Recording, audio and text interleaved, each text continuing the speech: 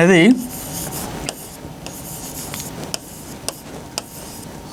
తెరపైకి వస్తూ ఉంది అటువంటి అంశం. అయితే ఇప్పుడు ఇంకొక విషయం తీసుకుంటే పోలీసులకి ఉన్నటువంటి ఏకైక ఆధారం కుక్క. అయితే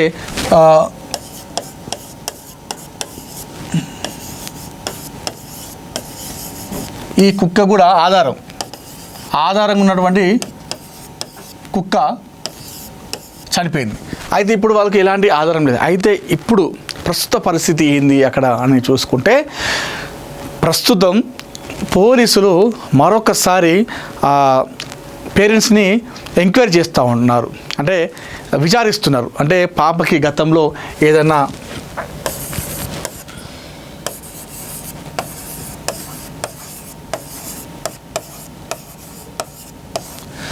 ఎందుకంటే ఏకైక ఆధారం కుక్క చనిపోయింది. ఇప్పుడు ఎలాంటి ఆధారం లేదు. సరే, వారి దగ్గర మొబైల్ ఉంటేనేమో దాని ద్వారా ట్రాకింగ్ చేసుకోవచ్చు. అంటే చిన్న పాప దగ్గర మొబైల్ ఉండదు.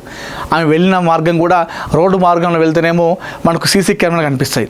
ఆ పాప వెళ్ళిందేమో అడవి మార్గాన, అటు దాటితే మళ్ళీ కొండ ప్రాంతం. ఓవరాల్గా చూసుకుంటే కూడా అంతా కూడా అడవి ప్రాంతం లాంటి ప్రాంతంలోనే పాప తప్పిపోయింది. ఇప్పుడు ఈ తరుణంలో పోలీసులకు సవాల్గా మారింది. అయితే ఇలాంటి నేపథ్యంలో పోలీసులు మరొకసారి చిన్నారి తండ్రిని విచారిస్తున్నారు. అంటే మళ్ళీ అడుగుతూ ఉన్నారు, మీకు ఏం జరిగింది, గతంలో మీకు ఎలాంటి ఏమైనా గొడవలు జరిగాయా వేరే వాళ్ళతో గతంలో అడిగారు. అయితే ఉన్న అటువంటి కుక్క చనిపోవడంతో వాళ్ళకి ఇక మరొకసారి వాళ్ళ తండ్రిని విచారిస్తున్నారు. చెప్పండి అని చెప్పేసి మొదటి నుండి అడుగుతున్నారు.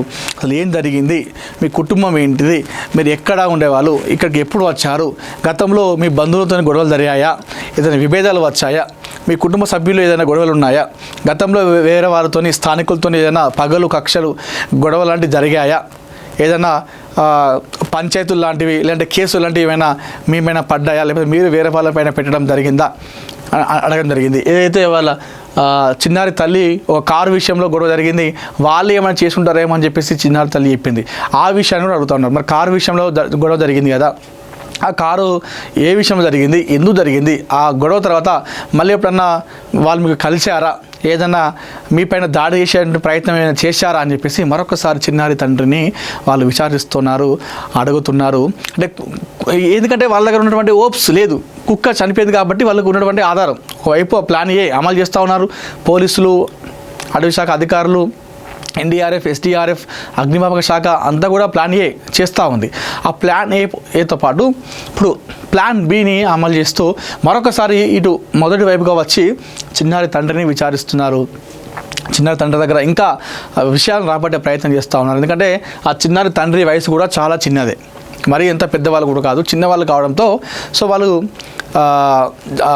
చెప్పనికి వస్తాయి రాదు అని చెప్పేసి పోలీసులు క్షుణ్ణంగా అడుగుతున్నారు. ప్రతి ఒక్క విషయాన్ని కూడా పూసగూర్చినట్టు చెప్తూ అడుగుతూ ఉన్నారు. ఈ విషయాలన్నీ కూడా వాళ్ళ తండ్రి దగ్గర నుండి రాబట్టే ప్రయత్నం చేస్తూ ఉన్నారు. గతంలో మీ భార్య భర్తల మధ్య గొడవలు జరిగినాయటే కదా ఒకసారి, మరి మంచిగా ఉంటున్నారా లేదా, ఇవన్నీ కూడా అడుగుతూ ఉన్నారు. మొదటి నుండి ఇప్పుడు ఈ కేసు తప్పిపోయిన వరకు కూడా ప్రతి ఒక్క విషయాన్ని కూడా క్షుణ్ణంగా అడిగి చిన్నారి తండ్రిని అయితే విచారిస్తున్నారు. అయితే దాంతోపాటుగా చనిపోయిన కుక్క ఆధారం లేదు, పోయిన తర్వాత ఇప్పుడు తండ్రిని విచారిస్తున్నారు. ఆ తర్వాత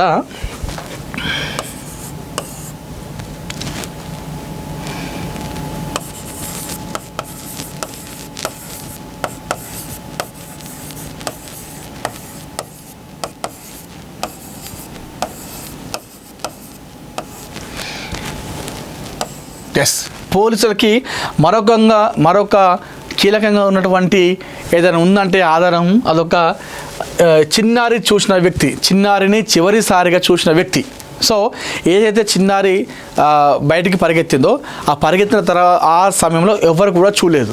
అయితే చిన్నారి పరిగెత్తుకుంటూ వెళ్ళి కొండ ప్రాంతంలోకి వెళ్ళిన తర్వాత ఒక అన్నోన్ పర్సన్, ఆ గ్రామానికి చెందినటువంటి ఒక వ్యక్తి, ఒక పెద్ద మనిషి, అతను ఆ పాపను ఆ కొండ ప్రాంతంలో చూసినట. అయితే చూసిన తర్వాత ఆ పాప అరే ఎందుకు ఈ పాప ఇంత దూరం ఒక్కతే వచ్చింది, ఎవరు కూడా లేరని చెప్పేసి ఈ చూసిన వ్యక్తి ఎవరైతే ఉన్నారో ఆ పాప దగ్గరికి వెళ్ళే ప్రయత్నం చేసినట. అయితే అప్పుడు ఆ పాప దగ్గర ఈ పెంపుడు కుక్క కూడా ఉన్నది. అయితే ఆ వ్యక్తి ఎవరైతే చూసిన వ్యక్తి ఉన్నారో పాప దగ్గరికి వెళ్తున్నప్పుడు ఆ వ్యక్తి పాప పైన దాడి చేయడానికి వస్తున్నాడేమో అని చెప్పేసి అనుకొని ఆ కుక్క అతనిని వెంబడించింది. అంటే గట్టిగా అరిచి గంభీరంగా చూస్తూ అతని పైకి వెళ్ళింది. అయితే కుక్క దాడి చేస్తుందేమో అన్నటువంటి భయంతో అక్కడ నుండి ఈ వ్యక్తి అక్కడ నుండి భయపడి వెళ్ళిపోయాడు. ఆ పాపని కూడా దగ్గరికి తీసుకురాలేదు, వెళ్ళిపోయాడు. అయితే వెళ్ళిపోయి అక్కడ ఉన్నటువంటి కొంతమంది చెప్పిండు, ఇక్కడ ఒక పాప ఉన్నది, నేను చూసిన ఒక్కతే ఉన్నది, మరి చిన్న పాప అని చెప్పి వెళ్ళే వరకు అక్కడ పాప లేదు, కుక్క లేదు. అంటే కేవలం 10-15 నిమిషాల గ్యాప్లోనే 15 నిమిషాల గ్యాప్లోనే మరి ఏం జరిగింది అనేటువంటి అనుమానాలు వ్యక్తమవుతున్నాయి. 15 నిమిషాల పాప ఎక్కడికి వెళ్తుంది? ఎంత దూరం పరిగెత్తినా అక్కడ వెళ్ళదు, కిలోమీటర్ మేరకు అయితే వెళ్ళదు. చిన్న పాప కాబట్టి, చిన్న కాళ్ళు కాబట్టి, అంత పెద్ద అడుగులు కూడా వేయదు కాబట్టి ఆ పరిసర ప్రాంతాలకు వెళ్ళాలి. మరి ఆ 15 నిమిషాల గ్యాప్లోనే ఏం జరిగింది అన్నటువంటి అనుమానాలు కూడా వ్యక్తమవుతున్నాయి. అయితే ఈ నేపథ్యంలో అటు కుక్క చనిపోయిన నేపథ్యంలో మరొకసారి ఇటు ప్లాన్ బితోని వస్తూ ఉన్నారు పోలీసులు. ఇటు చిన్నారి తండ్రి విచారిస్తున్నారు. దాంతో పాటుగా చిన్నారిని కొండ ప్రాంతంలో చివరిసారిగా చూసిన వ్యక్తిని కూడా మరొకసారి విచారిస్తున్నారు. ఆయన దగ్గర అడిగి అన్ని విషయాలు తెలుసుకుంటున్నారు. మీరు చిన్నారిని చూసినప్పుడు మీరు అక్కడ ఎందుకున్నారు? ఆ సమయంలో మీరు పాపను ఏ సమయంలో చూసిన తర్వాత మీరు పాపని పిలిచారా? దగ్గర వెళ్తున్నప్పుడు కుక్క నిజంగానే మీ మీదకి వచ్చిందా? ఆ తర్వాత మీరు అక్కడ నుండి ఏ టైంకి వెళ్ళిపోయారు? తర్వాత ఎంత సమయం గ్యాప్లో మీరు మళ్ళీ అక్కడికి వచ్చారు? వచ్చిన క్రమంలో ఎంత టైం అయ్యింది? ఆ టైం గ్యాప్లో పాపను మీరు వెతికే ప్రయత్నం చేసిరా, లేకపోతే అక్కడ పాపను చూసి లేకపోయేసరికి మళ్ళీ వెనక్కి వెళ్ళిపోయారా? ఇవన్నీ కూడా మళ్ళీ కూపీలాగే ప్రయత్నం చేస్తూ ఉన్నారు. ఎందుకంటే వాళ్ళకు లేదు ఆధారం. పోలీసు వాళ్ళకు ఉన్న ఆధారంతో మళ్ళొకసారి వాళ్ళు వెనక్కి వచ్చి ఇవన్నీ అడుగుతూ ఉన్నారు. చిన్నారి తండ్రితో పాటు చిన్నారిని చివరిసారిగా చూసిన వ్యక్తి ఆ పెద్ద మనిషిని కూడా అడుగుతూ ఉన్నారు. పోలీసులు విచారిస్తున్నారు, కూపీలాగే ప్రయత్నం చేస్తూ ఉన్నారు. అయితే ఇంకొకటి చూసుకుంటే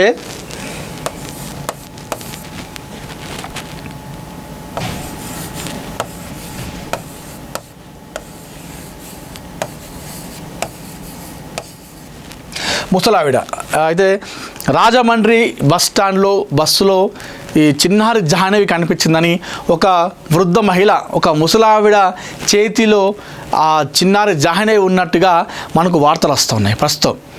మరి నిజంగానే ఎవరైతే ఒక యూట్యూబర్ వీడియో పెడితే ఆ యూట్యూబర్ కింద ఒకరు కామెంట్ చేయడం జరిగింది, నేను చిన్నారి జాహ్నవిని చూశాను, రాజమండ్రి దగ్గర ఒక ముసలావిడ ఇద్దరు వృద్ధ దంపతులు చిన్నారి జాహ్నవిని ఎత్తుకొని వెళ్తున్నారు, ఆ దృశ్యాన్ని చూశానని చెప్పేసి ఒక యూట్యూబ్ కింద ఒక వ్యక్తి కామెంట్ చేయడం జరిగింది. అయితే ఈ నేపథ్యంలో కూడా ఆ రకంగా కూడా చాలామంది అనుమానం వ్యక్తం చేస్తున్నారు.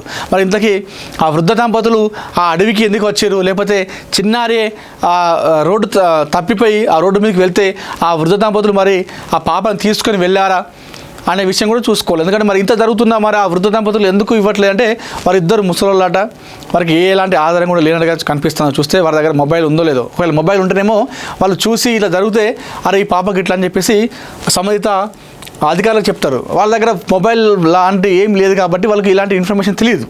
ఒకవేళ లేదు నిజంగానే వాళ్ళు కావాల్సుకునే పాపను తీసుకెళ్ళిరా అనే దానిపైన కూడా కొంతమంది అనుమానం వ్యక్తం చేస్తూ ఉన్నారు. ఏదైతే ముసలావిడి దగ్గర రాజమండ్రిలో కనిపించింది చిన్నారంటే మరి నిజమేనా, లేకపోతే జాహ్నవి? ఎందుకంటే చిన్నపిల్లలు కొంతమంది చూడడానికి ఒకేలాగా అనిపిస్తారు సేమ్. ఆ రకంగా ఏమన్నా అనుకున్నది అనే విషయం కూడా మనం చూసుకోవాలి. మరి నిజంగానే ఆ రాజమండ్రిలో చిన్నారి ఉందా? ఆ ముసలి దంపతులు వెతుకుంది చిన్నారి జాహ్నవినేనా, లేకపోతే ఎవరైనా చూసి ఎవరో అనుకున్నారా అనేది కూడా మనం చూసుకోవాలి. సో ఇవన్నీ కూడా ప్రస్తుతం చక్కర్లు కొడుతూ ఉన్నాయి. పోలీసులు అయితే మొత్తానికైతే అటు ప్లాన్ ఏతో పాటు అటు ప్లాన్ ఏలో గాలింపుతో పాటు ప్లాన్ బిలో ఇటు విచారణ చేపడుతున్నారు.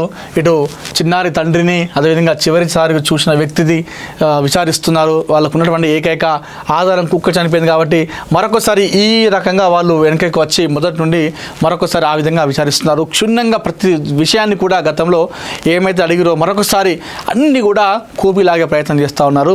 సో ఏలాగైనా సరే ఆ పాప చిన్నారి క్షేమంగా రావాలన్నటువంటి ఉద్దేశంతో పోలీసులు అధికారులు అయితే ఇక్కడ తీవ్రంగా కష్టిస్తున్నారు. మరి ముసలావిడ అంటున్నారు అంటున్నారు, ఆ చివరిసారిగా చూసిన వ్యక్తిని విచారిస్తున్నట్టున్నారు, చిన్నారి తండ్రిని విచారిస్తున్నారని చెప్పేసి అంటున్నారు. మరోవైపు అమావాస్య పాప దొరికితే ఈ రోజు దొరకాలి, లేదంటే దొరకదు అని చెప్పేసి మరికొంతమంది చెప్పేసి చెప్తున్నారు. ఎంతమంది ఎన్ని రకాలుగా ఎన్ని మాట్లాడినప్పటికీ కూడా మనం అందరం కోరుకున్నది 2 తెలుగు రాష్ట్రాల ప్రజలు, ఆ కన్న తల్లిదండ్రులు అయితే ఏ విధంగా అయితే ఎదురు చూస్తున్నారో పాప కోసం, 2 తెలుగు రాష్ట్రాల ప్రజలందరూ కూడా ఆ చిన్నారి జాహ్నవి కోసం ఎదురు చూస్తున్నారు. ఆ పాప క్షేమంగా సురక్షితంగా ఇంటికి రావాలి, ఎప్పటిలాగా ఇంటి దగ్గర ఆడుకోవాలి, అమ్మ ఒడిలో కూర్చొని ముచ్చట్లు పెట్టాలి, నాన్నతో కలిసి బండిపైన కూర్చొని షికారుకి వెళ్ళాలని చెప్పేసి మనం అందరం కూడా మనస్ఫూర్తిగా ముక్త కంఠంతో కోరుకుందాం. సో కమ్ బ్యాక్ సూన్ చిన్నారి జాహ్నవి.